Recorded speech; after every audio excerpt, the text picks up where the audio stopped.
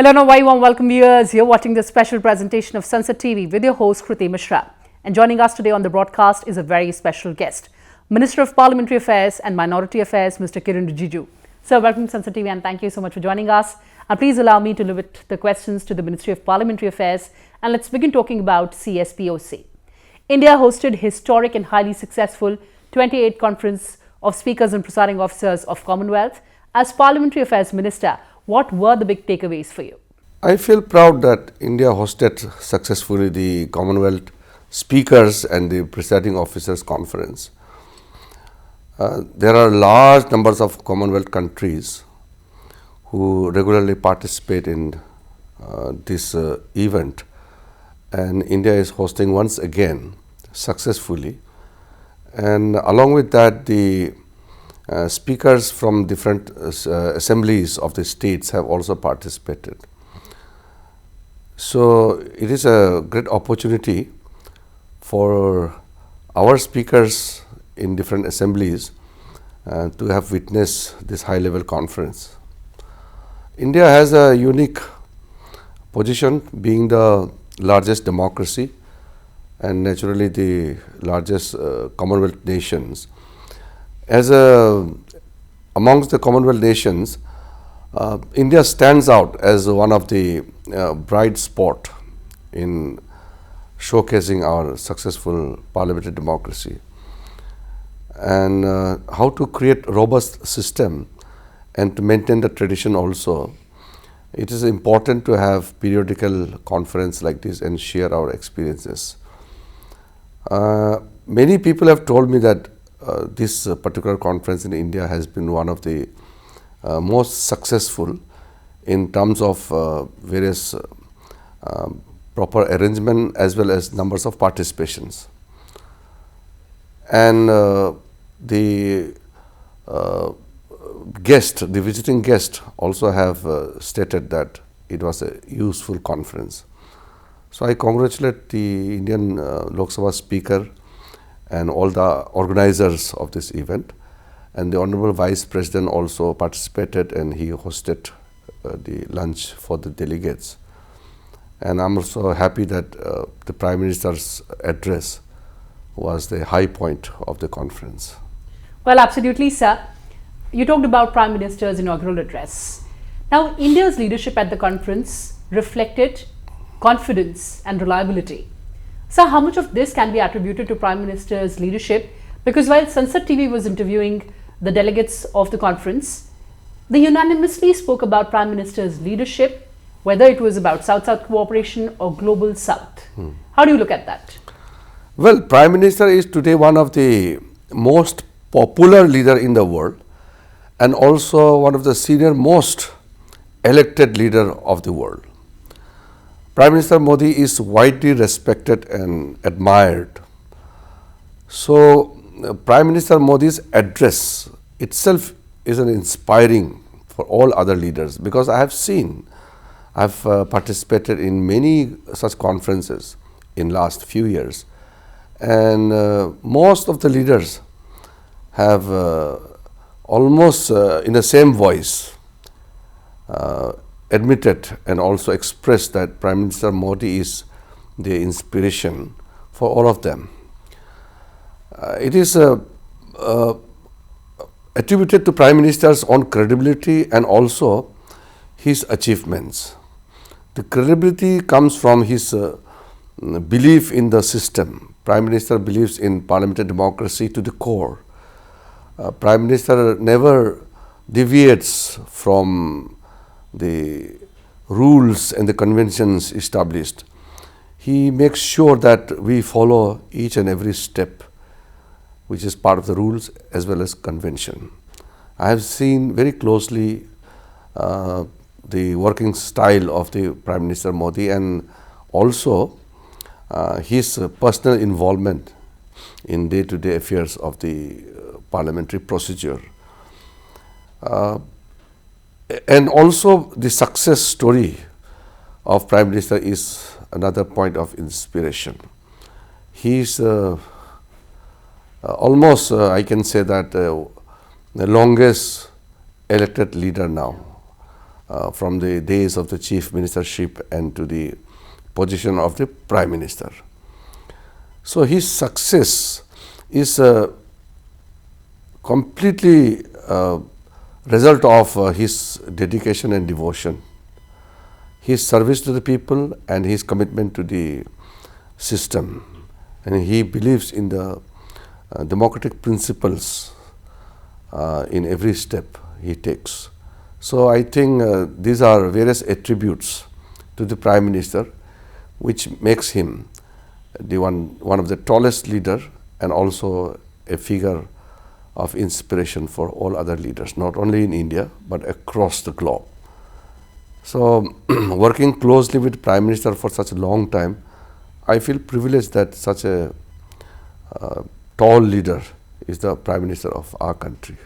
So how important is parliamentary diplomacy in furthering India's foreign policy and fortifying people-to-people ties? Parliamentary democracy is something which I think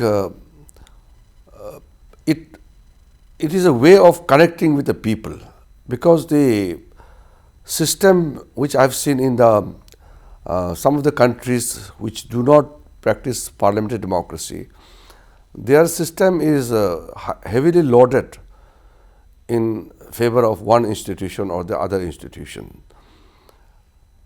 I can't criticize the other system, but I can definitely say that parliamentary democracy takes into account every concern which the citizens have, like participation in the grassroots democracy in the village level to electing the president and the prime minister.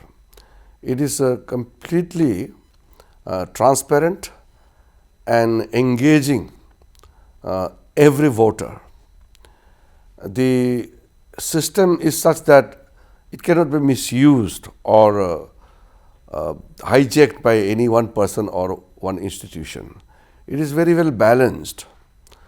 The voice of the people are reflected to their elected representatives, and also the constitutional mechanism which we have in parliamentary democracy is taking care of all the organs of the state. The roles and the duties of the organs are well defined.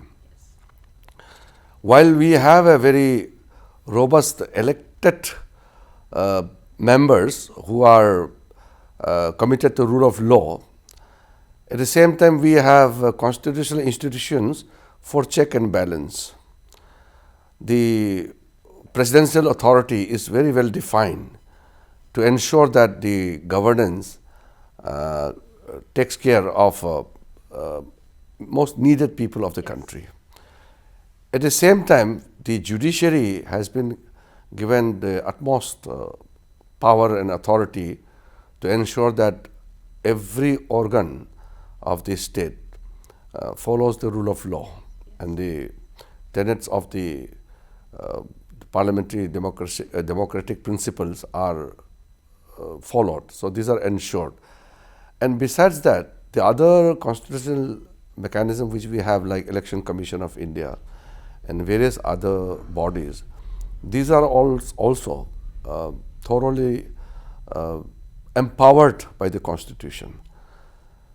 So I could very well sense that in parliamentary democracy, no one person or no one institution can override or take over the authority beyond its limitation or its jurisdiction. So that is why I can confidently say that the parliamentary democracy provides absolute balance for every institution, and at the same time full authority is given to the elected government to discharge its responsibility.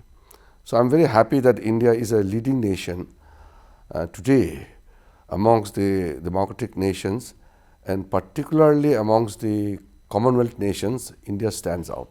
Well, absolutely, sir. And let me come to my final question on CSPOC.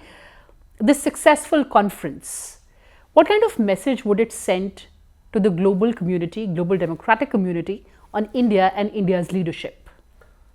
Well, it is very well defined by the Honorable Prime Minister himself during his inaugural address.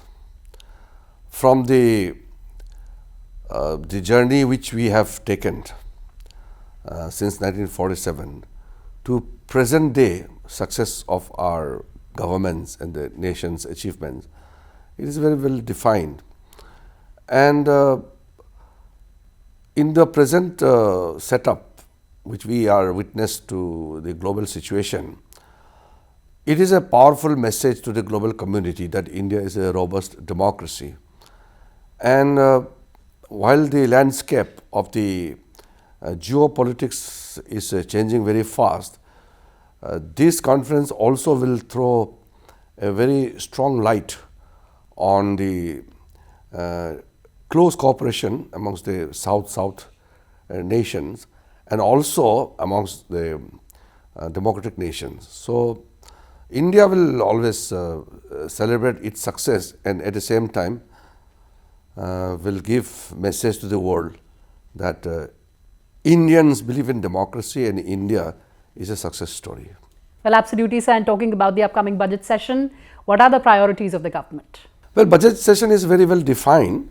We will begin the session with the address by the President to both the houses, and then the economic survey will be tabled, then the budget will be presented.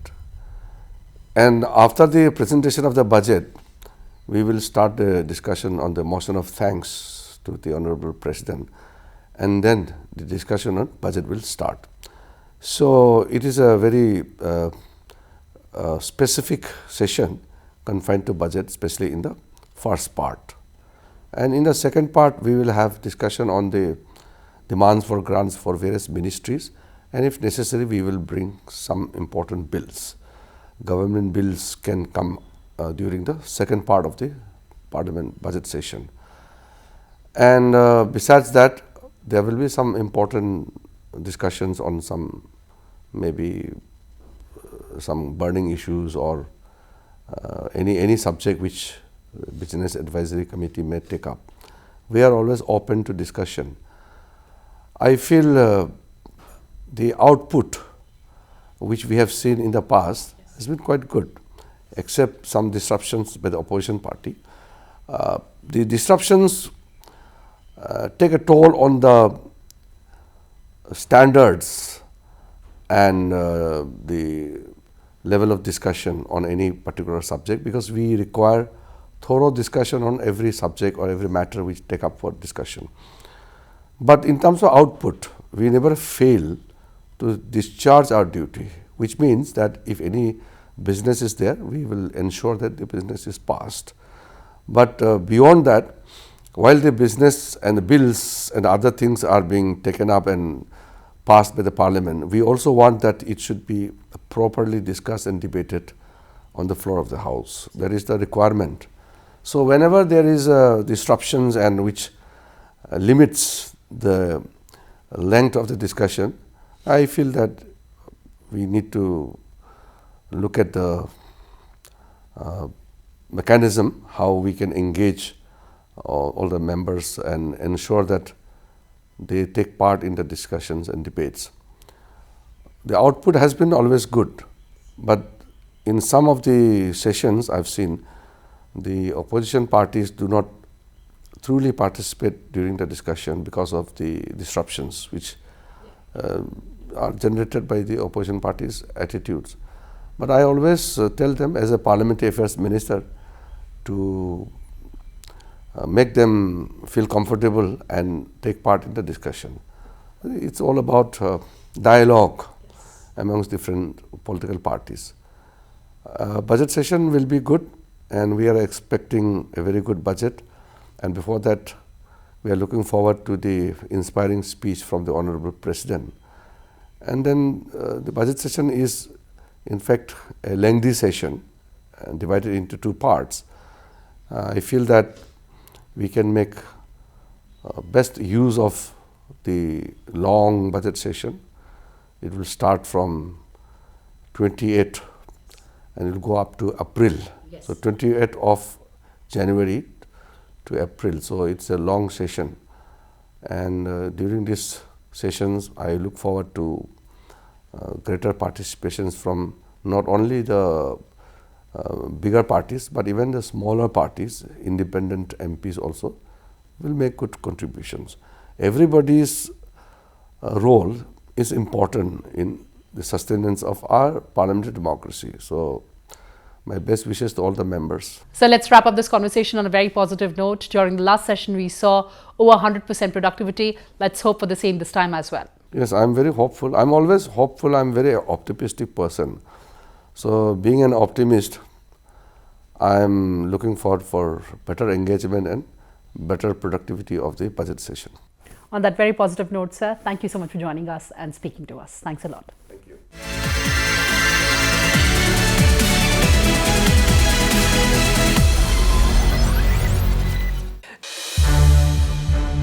संसद TV के और भी programmes देखने के लिए subscribe करें हमारा YouTube channel और हाँ, इन्हें लाइक और शेयर करना ना भूलें।